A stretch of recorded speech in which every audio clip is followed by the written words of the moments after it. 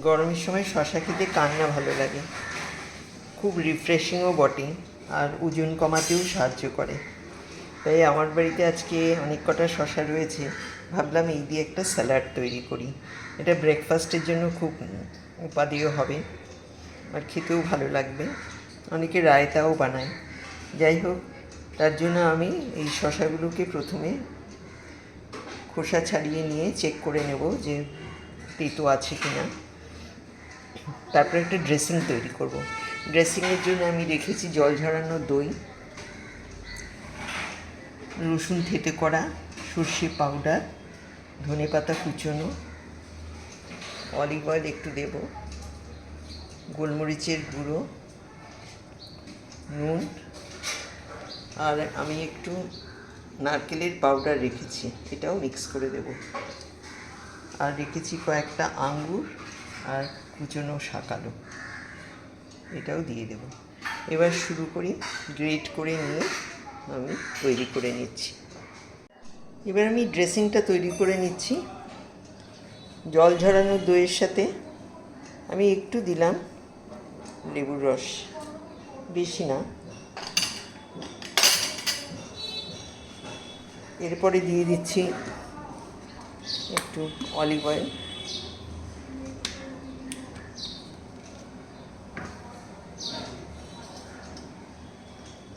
তারপরে দিচ্ছি সর্ষের পাউডার, খুব বেশি না।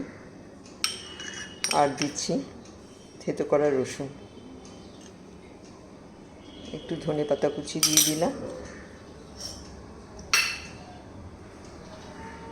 নুনটা আমি পরে দেব। এবার ভালো করে মিক্স করে নিয়ে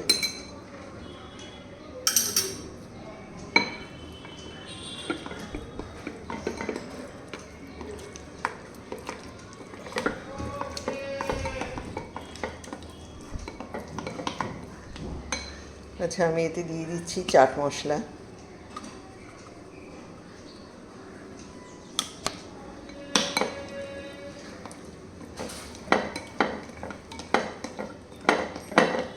এবার আমি দিয়ে দেবো এই কুড়োনো শশা।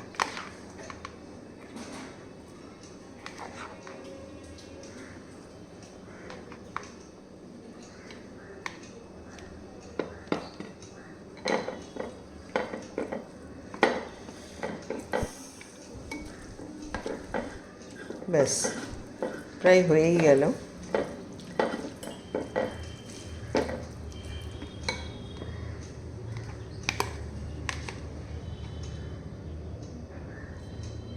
আর একটু দিয়ে দিলাম।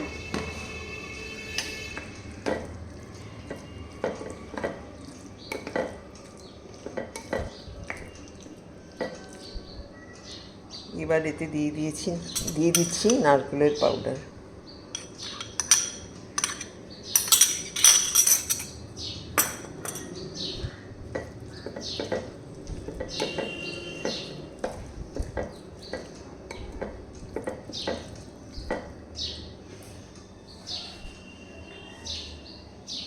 খাওয়ার সময় নুন দিয়ে দেবো, কারণ অলরেডি চাট মশলা দিয়েছি তো, বেশি নুন হয়ে গেলে তবু একটু টেস্ট করে দেখি। না, দরকার নেই। এবার আমি দিয়ে দিচ্ছি আঙুরগুলো।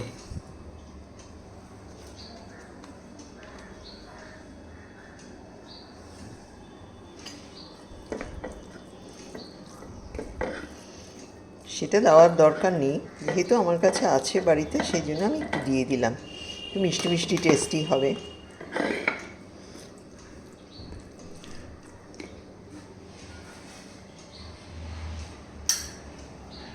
শাকালু দিয়ে দিলাম।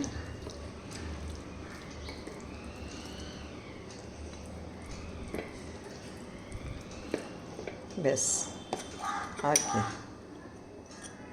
এবার এটা কিন্তু পাউরুটির ওপরে স্প্রেড হিসাবেও খেতে পারেন, তখন অবশ্য আঙ্গুর আর শাকালু দেওয়া চলবে না, আর নয়তো এমনিও খেতে পারেন।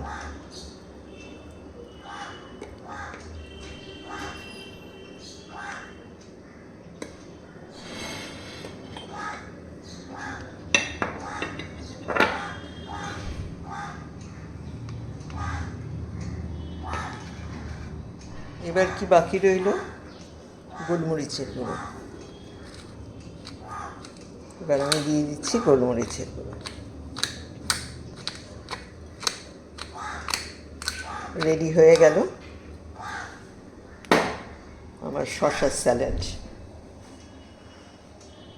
উপকরণগুলো সব হাতের কাছে থাকলে করতে বেশি সময় লাগে না,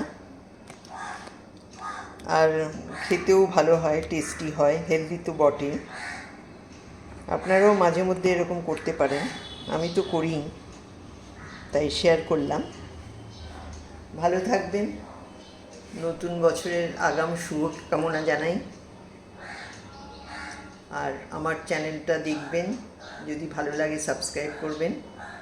আজ এই পর্যন্ত।